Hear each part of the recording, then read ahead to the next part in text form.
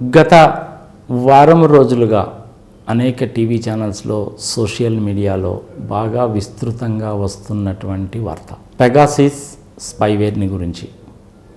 దీని పూర్వాపరాల్లోకి వెళ్తే దీనికి సంబంధించినటువంటి విషయము, విశ్లేషణ, సంభాషణలు ఇవన్నీ కూడాను 1-1.5 సంవత్సరం క్రితం మొట్టమొదటిసారిగా వచ్చాయి. రాహుల్ గాంధీ, కొంతమంది జర్నలిస్టులు, సుప్రీంకోర్టుకి సంబంధించినటువంటి న్యాయవాదుల టెలిఫోన్ నెంబర్స్, వాళ్ళ వాట్సాప్ మెసేజెస్, SMS మెసేజెస్ అన్నీ కూడాను హ్యాక్ అయిపోయాయి. మాకు సంబంధించినటువంటి వ్యక్తిగత వివరాలు కూడాను వేరే వాళ్ళు మానిటర్ చేస్తున్నారు. ఇది మాకు వ్యక్తిగత జీవితానికి భంగం కలిగిస్తుంది. అంటే భారత రాజ్యాంగంలో ఉన్న ఆర్టికల్ 21 ప్రకారము పర్సనల్ సీక్రెట్స్, పర్సనల్ ఇన్ఫర్మేషన్ అంటే రైట్ టు లైఫ్ను వైలేట్ చేస్తున్నారు అని మొట్టమొదటిసారిగా వచ్చింది. గౌరవనీయులైనటువంటి వెస్ట్ బెంగాల్ ముఖ్యమంత్రి మమతా బెనర్జీ గారు మొన్న ఈ మధ్య అసెంబ్లీ సమావేశాల్లో చేసినటువంటి ఒక స్టేట్మెంట్ తెలుగు రాష్ట్రంలో దుమారం లేపిందని చెప్పాలి. ఆమె ఏం చెప్పారంటే, పెగాసిస్ అనేటువంటి సాఫ్ట్వేర్ని గురించి చెప్పడానికి, దాన్ని కొనుగోలు చేయండి అని ఒక మార్కెటింగ్ స్ట్రాటజీలో వచ్చి మమ్మల్ని కొనుగోలు చేయమని అడిగారు. మొట్టమొదటిగా వెస్ట్ బెంగాల్ పోలీస్ డిపార్ట్మెంట్ని అప్రోచ్ అయ్యారు. ఆ విషయం నాకు తర్వాత తెలిసింది. దాని పూర్వాపరాలన్నీ తెలుసుకున్న తర్వాత ఇది ఇలాంటి సాఫ్ట్వేర్ అనేటువంటిది రాష్ట్రానికి, దేశానికి కూడాను అభద్రతా భావాన్ని కలిగిస్తుంది. పర్సనల్ ఇన్ఫర్మేషన్ మీద వేరే వాళ్ళకి ఇన్ఫర్మేషన్ అంతా తెలుస్తుంది. దేశానికి సంబంధించి గోప్యంగా ఉంచవలసిన ఇన్ఫర్మేషన్, రాజకీయ నాయకులు కావచ్చు, వ్యాపారస్తులు కావచ్చు, సామాన్యులు కావచ్చు, ఎవరైనా సరే వాళ్ళ పర్సనల్ ఇన్ఫర్మేషన్ కూడా వేరే వాళ్ళ చేతుల్లోకి వెళ్ళిపోతుంది. కాబట్టి ఇది మేము కొనము అని ఆమె క్లియర్గా ఆ రోజులో చెప్పారట. అది కూడా ఆమె చెప్పారు. అయితే వచ్చింది ఏంటంటే, ఆంధ్రప్రదేశ్కి సంబంధించి 2017-18లో చంద్రబాబు నాయుడు గారు ముఖ్యమంత్రిగా ఉన్నప్పుడు ఆ ప్రభుత్వం వాళ్ళని కూడా అప్రోచ్ అయితే వాళ్ళు ఈ సాఫ్ట్వేర్ని కొన్నారు అనేటువంటిది ఆమె చెప్పినటువంటి మాట. మరి కొన్నారా లేదా అనేసి అంటే ఇన్వెస్టిగేషన్ చేస్తే డెఫినెట్గా తెలుస్తుంది. అది నేషనల్ ఇన్వెస్టిగేషన్ ఏజెన్సీ వాళ్ళు చేయొచ్చు. ఆంధ్రప్రదేశ్ హైకోర్టు వాళ్ళే ఈ కామెంట్ వచ్చిన తర్వాత సుమోటో కింద తీసుకొని కేసు ఫైల్ చేసి విచారణ చేయవచ్చు. సుప్రీంకోర్టులో ఆల్రెడీ దాంట్లో కేసు ఉంది. CBI వాళ్ళకి హ్యాండ్ ఓవర్ చేయొచ్చు. క్రైమ్ ఇన్వెస్టిగేషన్ డిపార్ట్మెంట్కి హ్యాండ్ ఓవర్ చేయొచ్చు. లేదు అనేసి అంటే రిటైర్డ్ హైకోర్టు కానీ సుప్రీంకోర్టు జడ్జితోటి ఒక కమిషన్ని ఫామ్ చేసి పూర్వాపరాలన్నీ ఎంక్వైరీ చేయొచ్చు. ఇవన్నీ వేరియస్ మార్గాలు ఇవి. కానీ అసలు విషయం పక్కదారి పట్టిపోయి ఎవరికి వచ్చినట్టు వాళ్ళు కామెంట్స్ చేయడం మూలకంగా ప్రజల్లో కూడా కన్ఫ్యూజన్ వస్తుంది. ప్రజలు తెలివి తక్కువ వాళ్ళు అని అనుకున్నటువంటి రాజకీయ నాయకుడి కంటే గొప్ప తెలివి తక్కువ వాడు నాకు తెలిసినంతవరకు భారతదేశంలో ఎవడో ఉండడు. ప్రజలు చాలా విఘ్నత ఉన్నటువంటి వాళ్ళు, అన్ని విషయాలు పరిశీలిస్తూనే ఉంటారు. కానీ నోరు తెరిచి ఎక్కడా చెప్పరు. అవసరం వచ్చినప్పుడు మటుకు ఎవరికి ఏ రకంగా సమాధానాలు చెప్తాడో ఆ రకంగా సమాధానాలు చెప్తాడు. That is nothing but elections. దానికి పూర్వాపరాల్లోకి మనం పోవాల్సిన పని లేదు. అసలు ఈ సాఫ్ట్వేర్స్ అనేటువంటి ఎలా ఉంటాయి అంటే, మామూలుగా మనం మైక్రోసాఫ్ట్లో ఉపయోగించేటువంటి Word, Excel, PowerPoint softwares అనేటువంటి చాలా చిన్న సాఫ్ట్వేర్స్, బట్ ఎక్కువ మంది ప్రపంచవ్యాప్తంగా వాడేటువంటి సాఫ్ట్వేర్స్ ఇవి బై డిఫాల్ట్ వచ్చేస్తాయి. ఇవి కాకుండా SAP లాంటి సాఫ్ట్వేర్స్, బిజినెస్ ఇంటెలిజెన్సీ సాఫ్ట్వేర్స్, టాలీ లాంటి అకౌంటింగ్ సాఫ్ట్వేర్స్, అలాగే డ్రాయింగ్స్ అండ్ డిజైన్స్ కోసం ఉపయోగించేటువంటి CAD/CAM సాఫ్ట్వేర్లు, ఇవన్నీ కూడా ఒక కేటగిరీ సాఫ్ట్వేర్లు. ఇవి కాకుండా మనం సెల్ ఫోన్స్లో వాటిల్లో వాడేటువంటి అన్నీ కూడా చిన్న చిన్న అప్లికేషన్స్ ఉంటాయి. అవి కూడా సాఫ్ట్వేర్సే. ఇవన్నీ కూడా మనం నిత్య జీవితంలో వాడుకునేటువంటి సాఫ్ట్వేర్స్. ఇవి కాకుండా 5,000 రూపాయల దగ్గర నుంచి మొదలుపెట్టి 5 కోట్ల రూపాయల విలువ చేసేటువంటి సాఫ్ట్వేర్లు కూడా ఉంటాయి. ఆ సాఫ్ట్వేర్స్నే ఫైర్ వాల్స్ అంటారు. పెద్ద పెద్ద కంపెనీస్ అంటే కాల్గేట్ పామోలివ్ కానివ్వండి, BHEL కానీ, లేదంటే ఇండియన్ రైల్వేస్ కానీ, ఎయిర్ ఇండియా కానీ, లేదంటే Boeing industries, world bank, Nestle, Colgate Palmolive, so on and so fourth అనుకోండి. ఈ కంపెనీస్ అన్నిటి కూడాను హ్యూజ్ వాల్యూమ్ ఆఫ్ డేటా ఉంటుంది. కాబట్టి 100 దేశాల్లో వాళ్ళకి బిజినెస్ ఆపరేషన్స్ ఉంటాయి. లక్షల మంది ఎంప్లాయీస్ ఉంటారు.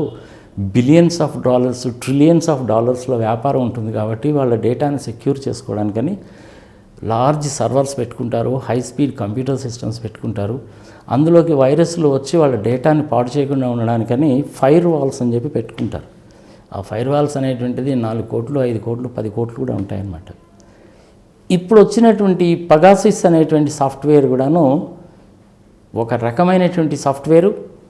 ఈ సాఫ్ట్వేర్ అనేటువంటిది ఎలా వర్క్ చేస్తుంది అంటే, వాళ్ళు ఒక మిస్డ్ కాల్ కనుక ఇస్తే ఆ సాఫ్ట్వేర్ ఆపరేట్ చేసేటువంటి వాళ్ళు పొరపాటున మీరు వచ్చినటువంటి కాల్ని కనుక టేక్ చేస్తే, అంటే కనీసం ఎస్ అనో నో అనో అనేది కాకుండా జస్ట్ మనం రెగ్యులర్గా వచ్చేటువంటి ఫోన్ కాల్ని ఎలాగైతే మనం రిసీవ్ చేసుకుంటామో అలాగే రిసీవ్ కనుక చేసుకుంటే అవతల నుంచి మీకు వాయిస్ అంటే ఏమి రాదు, హలో హలో అని చెప్పి మీరే పెట్టేస్తారు. ఇది నార్మల్గా మనం కూడా చేసేటువంటి పనే.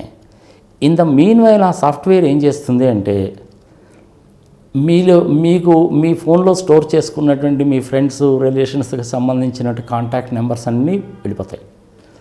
మీరు చేసేటువంటి SMS మెసేజెస్ అన్నీ వెళ్ళిపోతాయి. వాట్సాప్లో మీరు చేసిన కాన్వర్జేషన్స్ అన్నీ వెళ్ళిపోతాయి. ఫొటోస్ అన్నింటినీ కూడాను వాళ్ళ కంట్రోల్లోకి వెళ్ళిపోతుంది. మీకు సంబంధించిన బ్యాంక్ డీటెయిల్స్ కానీ, పిన్ నెంబర్స్ కానీ, పాస్పోర్ట్ కానీ, ఆధార్ కానీ, డ్రైవింగ్ లైసెన్స్ కానీ, ఇంకేదైనా సీక్రెట్ ఇన్ఫర్మేషన్ ఉన్నా సరే అది మీలో మాత్రమే ఉంచేటువంటి ఇన్ఫర్మేషను, మీతోటి, మీ భార్య పిల్లలతోటి, కొంతమంది ఫ్రెండ్స్ తోటి షేర్ చేసుకునేటువంటి ఇన్ఫర్మేషన్ కూడాను వాళ్ళ కంట్రోల్లోకి వెళ్ళిపోతుంది. మీరు చేసేటువంటి ప్రతి పని, మాట్లాడేటువంటి ప్రతి మాట, రాసేటువంటి ప్రతి సెంటెన్స్ కూడాను వాళ్ళు చూస్తారు. ఇది ఆ సాఫ్ట్వేర్ చేసేటువంటి పని. అది మన సెల్ ఫోన్లోకి డౌన్లోడ్ అయింది అన్న సంగతి కూడా మనకు తెలియదు. ఇప్పుడు నేను ఇదే రూమ్లో ఉన్నాను, కూర్చొని మాట్లాడుతున్నాను, ఏదో ఒక విషయాన్ని గురించి మీరు నన్ను అడిగారు, నేను చెప్తున్నాను. నా ఫోన్లో కనుక ఆ సాఫ్ట్వేర్ కనుక వచ్చి కనుక కూర్చుందంటే అది నా సాఫ్ట్వేర్ వచ్చిందన్న సంగతి కూడా నాకు తెలియదు. మీరు అడుగుతూ ఉంటారో నేను చెప్తూ ఉంటాను, లేదంటే మా ఫ్రెండ్తో మాట్లాడుతుంటాను. నేను ఏ విషయాన్ని గురించి మాట్లాడుతున్నాను, ఎవరితో మాట్లాడుతున్నాను, ఏ టైం నుంచి ఏ టైం వరకు మాట్లాడాను, ఏ రోజు మాట్లాడాను, ఏ ప్రదేశంలో ఉండి మాట్లాడాను అన్న సంగతి కూడాను మానిటర్ చేస్తారనమాట. ఇది అందుకని దీన్ని స్పైవేర్ అనేసి అందుకే అన్నారు. దీన్ని ఇజ్రాయిలీలో ఉండేటువంటి ఒక కంపెనీ వాళ్ళు డిజైన్ చేశారు. కేవలం మేము ప్రభుత్వాలకి మాత్రమే ఈ సాఫ్ట్వేర్ నమ్ముతామని చెప్పారు. అంటే మరి ఇప్పుడు చంద్రబాబు నాయుడు గారు కొన్నారా లేదా అన్న సంగతి ఇన్వెస్టిగేషన్ చేస్తే కానీ తెలియదు మనకి. ఒకవేళ కనుక కనుక ఉన్నట్టయితే, గవర్నమెంట్ తరఫున కనుక కొనుక్కున్నట్టయితే దానికి టెండర్స్ కాల్ఫర్ చేస్తారు, then L1, L2, L3 decide చేస్తారు, తర్వాత పర్చేజ్ ఆర్డర్ ఇస్తారు, టర్మ్స్ అండ్ కండిషన్స్ డిసైడ్ చేస్తారు, ఆ సాఫ్ట్వేర్ని మనం డౌన్లోడ్ చేసుకోవడానికి పర్మిషన్ ఇస్తారు. అది కూడా ఎంతమంది యూజర్స్ వాడాలనేటువంటిది కూడా కంట్రోల్ ఉంటుంది. దానికి పేమెంటు, టర్మ్స్, కండిషన్స్ ఎట్సెట్రా ఉంటాయి. కానీ ఇది స్పైవేర్ కాబట్టి మమతా బెనర్జీ గారు అసెంబ్లీలో చెప్పారు అనేసి అంటే దీని గురించి ఆలోచించాల్సిన విషయమే. మరి రాష్ట్ర ప్రభుత్వం ఎలా కొనుంటుంది? రాష్ట్ర ప్రభుత్వం డైరెక్ట్గా కొనకపోవచ్చు. రాష్ట్ర ప్రభుత్వానికి సంబంధించిన ఏదైనా కంపెనీ కొని ఉండొచ్చు. Say for example Andhra Pradesh industrial infrastructure development corporation కొని ఉండొచ్చు. అదేవిధంగా Andhra Pradesh state skill development corporation వాళ్ళు కొని ఉండొచ్చు. ఆంధ్రప్రదేశ్ ఫైనాన్షియల్ డెవలప్మెంట్ కార్పొరేషన్ వాళ్ళు కొని ఉండొచ్చు. ఇండస్ట్రియల్ డెవలప్మెంట్ కార్పొరేషన్ వాళ్ళు కొని ఉండొచ్చు. లేదంటే వేరే ప్రభుత్వానికి సంబంధించిన కంపెనీస్ ఎవరైనా కానీ కొని ఉండొచ్చు. దానికి క్యాబినెట్ మీటింగ్లో రిజల్యూషన్ పాస్ చేశారా లేదా, ఏ కంపెనీ కొనాలని ఆథరైజేషన్ చేశారా లేదా, వివరాలన్నీ కూడా మనకు తెలియవు. థరోగా ఇన్వెస్టిగేట్ కనుక చేస్తే అన్ని విషయాలు కూడా బయటికి వస్తాయి. దీని ఖరీదు అప్రాక్సిమేట్లీ 25 కోట్ల రూపాయలు. ఇది దీని వ్యవహారం. అయితే దీని గురించి ఇంకా మనం కనుక అర్థం కనుక చేసుకోవాలి అంటే ఇలాంటి వ్యవహారాలే ఇంకొక 2 కూడా ఉన్నాయి. ఆ 2 వ్యవహారాలని పక్కన పెట్టి దీని పక్కన కనుక పెట్టి కనుక చూస్తే మనకి కొంతవరకు అవగాహన వస్తుంది. ఆ విషయాలు ఏమిటి అంటే 2018లో విశాఖపట్నం విమానాశ్రయంలో జగన్మోహన్ రెడ్డి గారి మీద చేసినటువంటి హత్యా ప్రయత్నం, హైదరాబాద్లో నోటుకు ఓటు కేసు వ్యవహారంలో 50 లక్షల రూపాయలు రేవంత్ రెడ్డి గారు ఇవ్వడము సంగతి సమాచారం. ఈ మూడింటిని ఒకదాని పక్కన ఒకటి కనుక పెట్టి చూస్తే ప్రజలకు ఇంకా ఎక్కువ క్లారిటీ వస్తుంది. విశాఖపట్నంలో జగన్మోహన్ రెడ్డి గారి మీద జరిగినటువంటి హత్యా ప్రయత్నంలో 1.5 గంటల లోపలనే ఆ స్టేట్కి సంబంధించినటువంటి ఠాకూర్ గారు, I think subject to correction, బయటకు వచ్చి ఏం చెప్పారో మనం చూసాం. చంద్రబాబు నాయుడు గారు బయటకు వచ్చి ఒక 3-4 గంటల్లోనే దాని కోడికత్తి అని పేరు పెట్టడం కూడా చూసాం. దాన్ని ఇప్పుడు నేషనల్ ఇన్వెస్టిగేషన్ ఏజెన్సీకి ఇచ్చారు, పోతూ ఉంది. కానీ చంద్రబాబు గారు ఏం చెప్పారు, నేషనల్ ఇన్వెస్టిగేషన్ ఏజెన్సీకి ఇవ్వడానికి వీల్లేదు, ఇన్కమ్ ట్యాక్స్ ఎవడో రావడానికి వీల్లేదు. ఇన్కమ్ ట్యాక్స్ రైట్స్ జరపడానికి వీల్లేదు, ఈడీ వాడు రావడానికి వీల్లేదు, సిబిఐ వాడు రావడానికి వీల్లేదు. ఇది కదా ఆయన చెప్పారు. కమిషన్ల లాంటివి వేసి ఎంక్వైరీ చేయాల్సిన అవసరం లేదు, నేనే అలౌ చేయను. ఈ విషయం ప్రజలు గుర్తుపెట్టుకోవాలి. సరే, ఇప్పటికే ఆ కేసు జరుగుతూనే ఉంది. దానికి కోడికత్తెని కేసు పెట్టారు. జగన్మోహన్ రెడ్డి చేసినటువంటి కుట్రని చెప్పి దాని మీద మళ్ళీ అది పెట్టారు. కానీ అసలు వాస్తవాలు ఏమిటన్నది మనకు ఇంతవరకు తెలియవు.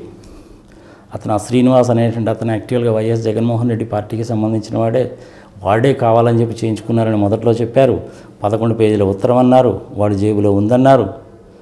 ఇంకా రకరకాల వ్యవహారాలన్నీ కూడా వచ్చినాయి మనకి. అలాంటి విఐపి పర్సన్ని అలాంటి ఏరియాలో ఉన్నప్పుడు 2 కత్తులు లోపలికి తీసుకువెళ్ళి ఆ విధంగా చేశాడు అనేసి అంటే అది సెక్యూరిటీ లోపమా కాదా తెలియాలి. అంతకు 3 నెలల ముందు నుంచి కూడాను ఇంటర్నేషనల్ ఎయిర్పోర్ట్ కేటగిరీలో ఉన్నటువంటి విశాఖపట్నం ఎయిర్పోర్ట్లో కెమెరాస్ పనిచేయడం లేదు. ఇంటర్నేషనల్ ఎయిర్పోర్ట్లో ఒక్క నిమిషం కెమెరా పనిచేయకపోయినా కానీ that is a criminal offence. అందుకని ఆ ఎయిర్పోర్ట్ మేనేజర్ని కూడా తర్వాత ట్రాన్స్ఫర్ చేశారు. యాక్షన్ ఏం తీసుకున్నారో మనకు తెలియదు. అది ఉద్దేశపూర్వకంగా చేసినట్టుగానే కనపడుతుంది. ఇంకా రిపోర్ట్ రాలేదు. ఇది నా అభిప్రాయం మాత్రమే. దాన్ని కప్పిపుచ్చుకోవడానికి కోసం అని చెప్పి జనాల్లోకి వచ్చేసి విపరీతమైనటువంటి తప్పుడు ప్రచారాలు చేశారు. మనందరం చూసాం. ఇది ఎప్పుడో 4 సంవత్సరాల కింద జరిగినటువంటి వ్యవహారం. ఇప్పుడు ఈ పెగాసిస్ సాఫ్ట్వేర్కి సంబంధించింది కూడా అలాగే ఉందా అని చెప్పి అనిపిస్తుంది. అదేవిధంగా ఓటుకు నోటు కేసుకి సంబంధించింది చంద్రబాబు నాయుడు గారు ఫస్ట్ అది నా వాయిస్ కాదన్నారు. వేరే వాళ్ళు అడిగినప్పుడు వాట్ ఐఎమ్ సేయింగ్ ఈజ్ అని చెప్పేవాడు. అసలు అది నా వాయిసే కాదన్నాడు. నాకు అసలు ఈ కేసుతో ఎటువంటి సంబంధం లేదన్నాడు. నీకు సిఐబి ఉంది, నీకు సిబిఐ ఉంది, నాకు సిబిఐ ఉందన్నాడు. 10 సంవత్సరాలు నేను ఇక్కడ ఉండొచ్చు, నువ్వెవడు నన్ను బయటికి పోమన్నావు అన్నాడు. ఈ కేసు అంతా జరిగిన తర్వాత తట్టాపుట్టా సర్దుకొని ఆయన పోయింది కాక రాష్ట్ర రాజధానిని కూడా తీసుకెళ్ళి జనాలందరినీ ఎంత ఇబ్బంది పెట్టాడు. ఇప్పుడు అక్కడ అమరావతిలో రాజధానిని కాదు 3 రాజధానులని ఎంత గోల అవుతుందో మనం చూస్తూనే ఉన్నాం. ఈ 3 విషయాల్ని పక్కన పెట్టుకొని మీరు చూడండి. ఈ పెగాసిస్ సాఫ్ట్వేర్ అనేటువంటిది రాష్ట్ర ప్రభుత్వం కానీ రాష్ట్ర ప్రభుత్వంతో నిర్దేశించబడినటువంటి ఒక రాష్ట్ర ప్రభుత్వ కంపెనీ కానీ ఒక డిపార్ట్మెంట్ కానీ కొన్నదా లేదా అంటే కొన్నది అని చెప్పడానికే ఎక్కువ ఆధారాలు కనపడతాయి ఆ 2 కేసులను పక్కన పెట్టి చూస్తే. అందుకని తప్పుడు ప్రచారాలు, అబద్ధాలు వేరే వాళ్ళ చేత చెప్పించడము, వాళ్ళ ఎమ్మెల్యేల చేత వేరే వాళ్ళ చేత 10 మంది చేత చెప్పించడం. చంద్రబాబు నాయుడు గారు ముందు బయటకు వచ్చి ఎప్పుడు చెప్పరు.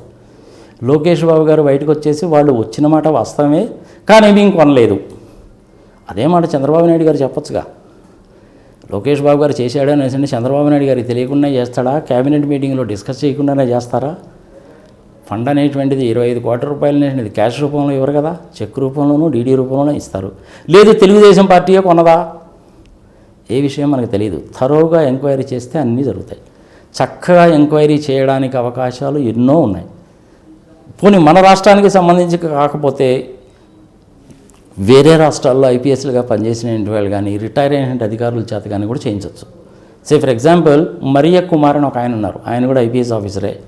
ఆయన ఇలాంటి కేసెస్ని మధ్యప్రదేశ్లో వర్క్ చేస్తున్నప్పుడు ఇలాంటి కేసెస్ని డీల్ చేసినటువంటి వాడే. అంటే మన ఆంధ్రప్రదేశ్కి సంబంధించినటువంటి ఏబి వెంకటేశ్వరరావు గారు ఏ జాబ్ అయితే చేసేవాడో ఆయన మధ్యప్రదేశ్లో అదే చేసేటువంటి వాడు. ఆయన కూడా మన తెలుగు ఆయనే, రిటైర్ అయ్యారు, ఇప్పుడు హైదరాబాద్లోనే ఉంటున్నారు. ఆయన చేతనైనా చేయించవచ్చు. సాంబశివరావు గారు ఇంకొక వ్యక్తి మనకే ఐజీగా చేశారు. ఆయన కూడా చాలా హైలీ ఇంటిగ్రేటెడ్ పర్సనాలిటీ, చక్కటి పర్సనాలిటీ, నిష్పక్షపాతంగా ప్రవర్తించేటువంటి పర్సనాలిటీ. సో అలాగే ఇంతకుముందు మన ఆంధ్రప్రదేశ్కి ఐజీగా పనిచేసినటువంటి సాంబశివరావు గారు చాలా ప్రామినెంట్ వ్యక్తి, చక్కటి ఇంటిగ్రిటీ ఉన్నటువంటి వ్యక్తి. 33 సంవత్సరాలు పనిచేశారు. మంచి కేసెస్ చాలా వరకు పరిష్కరించారు. నక్సలైట్ల వ్యవహారాల దగ్గర నుంచి మొదలుపెట్టి తర్వాత ఆయన ఏపీఎస్ఆర్టీసీకి కూడా అప్పుడు చైర్మన్గా పనిచేశాడు పుష్కరాల టైంలో. ఆ వ్యవహారాలని చూసాము. ఐ థింక్ ఇప్పుడు గంగవరం పోర్ట్లో వర్క్ చేస్తున్నట్టున్నారు. I don't know whether he retired or not అనేది తెలియదు. ఆయన అలాంటి వ్యక్తుల చేత అయినా ఎంక్వైరీ చేయించవచ్చు.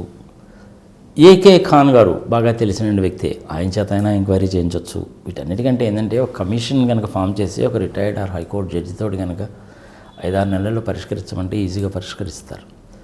చంద్రబాబు నాయుడు గారు చిన్న విషయాలకు కూడాను నేను రాష్ట్రపతి గారి దగ్గరికి వెళ్తున్నాను, ప్రైమ్ మినిస్టర్ గారి దగ్గరికి వెళ్తున్నాను అని చెప్తూ ఉంటారు.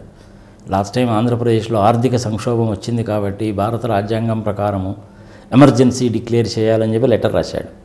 మరి ఇప్పుడు ఆయన మీద ఇంత పెద్ద ఆరోపణ వచ్చినప్పుడు మరి రాష్ట్రపతి గారి దగ్గరికి వెళ్ళి ఏమన్నా మళ్ళీ ఆర్థిక సంక్షోభం లాంటిది కాదండి, ఇది సాఫ్ట్వేర్ సంక్షోభం అని చెప్పి ఏమన్నా కంప్లైంట్ చేస్తాడా? ఇంతవరకు ఎందుకు చేయలేదు? వేరే వాళ్ళ మీద అయితే 100 కోట్ల రూపాయలు పరువు నష్టం దావా వేస్తానంటారు. మరి ఇప్పుడు మమతా బెనర్జీ మీద ఏమన్నా ఒక 1000 కోట్ల రూపాయలకు పరువు నష్టం దావా వేస్తారా? ఈయన పేరు చెప్పినందుకు, ఈయన రిఫరెన్స్ చెప్పినందుకు.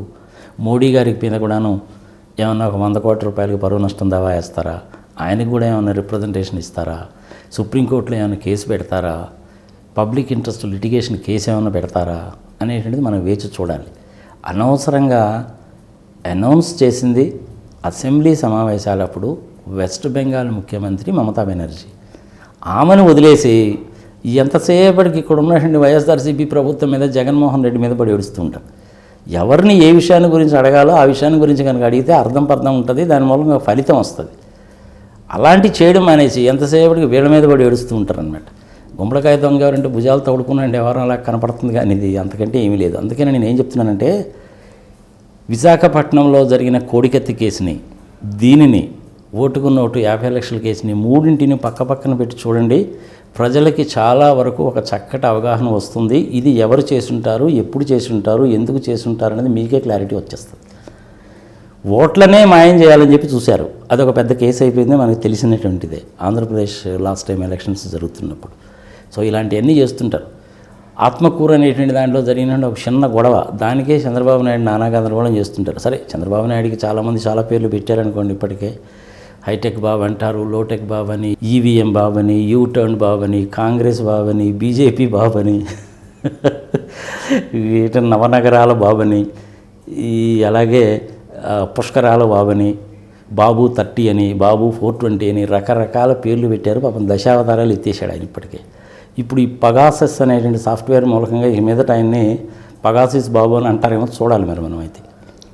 ఇది మటుకు దేశ రక్షణకు సంబంధించి, దేశ రహస్యాలకు సంబంధించి, మీలాంటి నాలాంటి పౌరులకు సంబంధించినటువంటి చాలా సెన్సిటివ్గా ఉండేటువంటి ఇన్ఫర్మేషను, వ్యక్తిగతమైనటువంటి ఇన్ఫర్మేషను విదేశీయుల చేతుల్లోకి పోయేటువంటి అవకాశం ఉంది. కాబట్టి ఒక్క రాష్ట్రానికి సంబంధించింది కాదు, ఇది యావత్ భారతదేశానికి సంబంధించినటువంటి విషయం. మరి మోడీ గారు దీని మీద ఇప్పటివరకు ఎందుకు స్పందించలేదో తెలియదు. మమతా బెనర్జీ గారు అయితే ఆమె పాటికి అయితే ఆమె చెప్పేశారు. చంద్రబాబు నాయుడు గారు ఇప్పటివరకు బయటకు వచ్చి ఏ మాట చెప్పలేదు. లోకేష్ బాబు గారు ఏదో ఒక డైలాగ్ చెప్పారు. ఇలాంటి డైలాగులు చెప్పేసిన వాళ్ళ లిస్ట్ ఇంకా కొంత ఉంది. ఏది బోండా ఉమా అని, దేవినేని ఉమా అని. చంద్రబాబు నాయుడు గారు బయటికి వచ్చి, నేను నా హయాంలో ఉన్నప్పుడు పగాసిస్ అనేటువంటి సాఫ్ట్వేర్ని కొనలేదు, ప్రభుత్వం కొనలేదు, ప్రభుత్వానికి సంబంధించిన ఏ డిపార్ట్మెంటు కొనలేదు, ప్రభుత్వం ఆదేశాలతోటి ఏ ప్రభుత్వ కంపెనీ కూడా కొనలేదు అని ఎందుకు చెప్పడం లేదనేది $1 బిలియన్ క్వశ్చన్. కానీ ఆయన ఎప్పుడు కూడా ఇలా ముందుకు వచ్చి చెప్పరు. మరి కొన్నారా లేదా ఇన్వెస్టిగేషన్ చేస్తే కానీ తెలియదు. ఇన్వెస్టిగేషన్ ఎవరి చేత చేయించాలి? ఆల్రెడీ లిస్టు చెప్పాను. కేంద్ర ప్రభుత్వము, రాష్ట్ర ప్రభుత్వము ఇద్దరు కలిసి దీన్ని కూలంకుషంగా పరిశీలించాలి. ఇది 130 కోట్ల మంది భారతీయుల ప్రజలకి సంబంధించినటువంటి విషయం అవుతుంది. మనకు సంబంధించిన ఇన్ఫర్మేషన్ అంతా కూడాను వేరే వాళ్ళ చేతిలో పోయి కానీ కూర్చుందంటే రేపు వాళ్ళు మనల్ని బ్లాక్మెయిల్ చేయడం మొదలు పెడతారు, మనల్ని డబ్బులు అడగడం మొదలు పెడతారు. చివరికి అది ప్రపంచ యుద్ధాలకు కూడా దారి తీసినా కానీ అనుమానించాల్సిన పని లేదు. So let us think about it very seriously. మరి చంద్రబాబు నాయుడు గారు మోడీ గారి మీద, మమతా బెనర్జీ మీద 1000 కోట్ల రూపాయలు పరువు నష్టం దావా వేస్తాడేమో చూడాలి. మరి ఏం జరుగుతుందన్నది చూడాలి.